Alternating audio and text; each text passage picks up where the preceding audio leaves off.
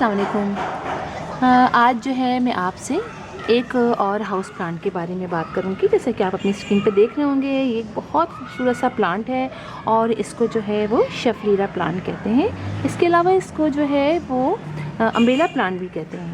वो इसके लीव्स जो हैं बिल्कुल अम्ब्रेला की तरह के होते हैं और एक डंडी सी नीचे से होती है, तो इसीलिए शायद इसको जो है वो अम्ब्रेला प्लांट भी कहा जाता है।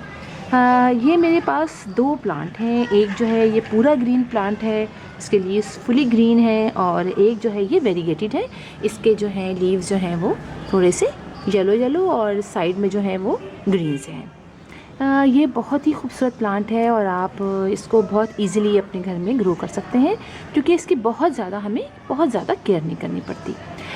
ये प्लांट जो है अगर हम डायरेक्ट सनलाइट में रखेंगे तो ये जो है वो ख़राब होना शुरू हो जाता है। यानी ये कि इसको डायरेक्ट सनलाइट में नहीं रखा जाता, बल्कि जो है ब्राइट सनलाइट में रखा जाता है। अगर हम डायरेक्ट सनलाइट में इसको रख देंगे तो इसके लीव जो हैं वो सूखने से लग जाएंगे और फिर ये प्लांट जो है वो सूख जाएगा।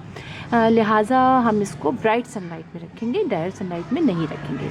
मेरे पास इसका एक बहुत बड़ा प्लांट था और अच्छा खासा ग्रो कर रहा था, लेकिन इसकी ज़रा सी जगह चेंज हुई तो वहाँ कुछ घंटे की धूप आने लगी, तो प्लांट फिर जो है वो अचानक से सूखने लग गया।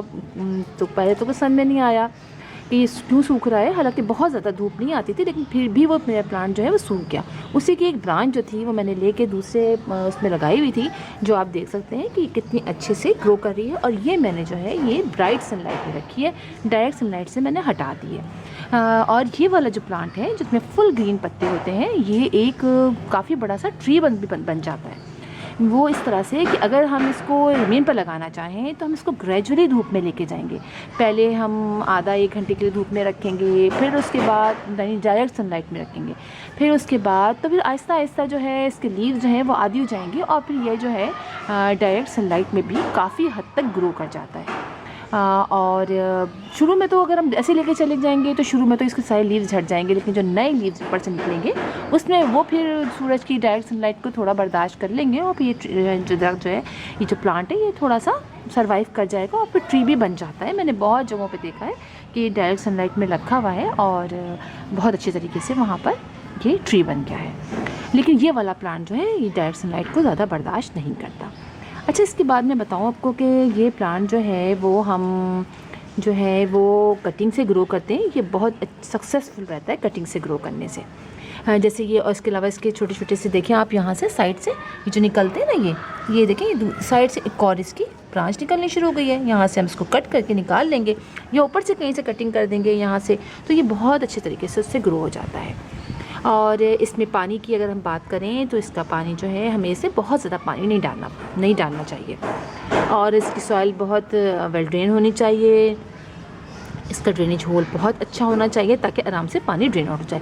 इसको मॉइस्ट मिट्टी पसंद है, लेकिन ज़्यादा पानी पसंद नहीं है। लिहाजा आप इसमें पानी जब डालें तो ख्याल रखें कि बहुत ज़्यादा पानी ना डालें, इसलिए कि बहुत ज़्यादा पानी डालने से तो ये प्लांट्स में जो रूट्स हैं वो रॉट हो जाती हैं और फिर ख़राब हो जाता है प्लांट। हाँ, कम पानी अगर आपने डाला तो फिर भी ये प्लांट जो है ये बर्दाश्त कर लेता है। उसके थोड़े से लीव जो हैं वो सूखेंगे, जैसे कि देखिए मैंने थोड़ा कम पानी इसको डाला था, तो थोड़ी सी इसकी लीव देखें, ये ब्राउन होने लगे ना, ये ब्राउन हो जाएंगे। लेकिन हम जैसे ही पानी इसको नॉर्मल स्टार्ट करेंगे पानी देना, तो ये वापस से इसके प्लांट जो लीव्स हैं वो निकलने शुरू हो जाएंगे और हमारा प्लांट जो है वो ठीक हो जाएगा। इसके अलावा ये कि इस प्लांट के अंदर बहुत ज़्यादा फर्टिलाइज़र की ज़रूरत नहीं होती है। आप साल में 2 से 3 दफ़ा इसमें आप गोबर की खाद डाल दीजिए, ऐसा और कोई बहुत ज़्यादा इसको फर्टिलाइज़र की ज़रूरत नहीं होती है। मैंने भी बहुत अरसे बाद देखिए आज ही इसके अंदर जो है मैंने इसके अंदर गोबर की खाद थोड़ी डाली है, और मैं सोच भी रही हूँ कि इसको मैं किसी बड़े पॉट में लगाऊँ, इसलिए कि देखने में ये प्लांट बहुत खूबसूरत लगता है और बहुत आसानी से बड़े जो पॉट में ये बहुत अच्छा सा ग्रो भी करता है।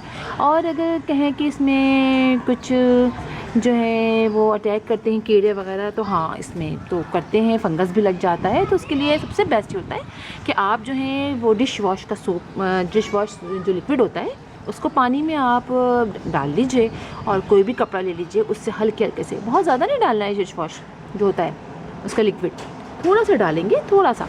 अगर आप 1 लीटर पानी ले रही हैं तो 1 टीस्पून उसमें डालिए और उसको मिक्स कीजिए और उस पानी से आप अपने इसको अच्छी तरह वॉश कर लीजिए स्पंज लेके अच्छी तरीके से, तो जो भी चीज़ होती है वो निकल जाती है और बेहतरीन हो जाता है ये प्लांट। और इसको आप कोशिश कीजिए रोज़ाना आप इसको जो है वॉश भी कर लें, तो उससे ये होता है कि इस प्लांट में कुछ कीड़े वगैरह अटैक नहीं करते और बहुत आसानी से ये जो है प्लांट हमारे घर में ग्रो करता है।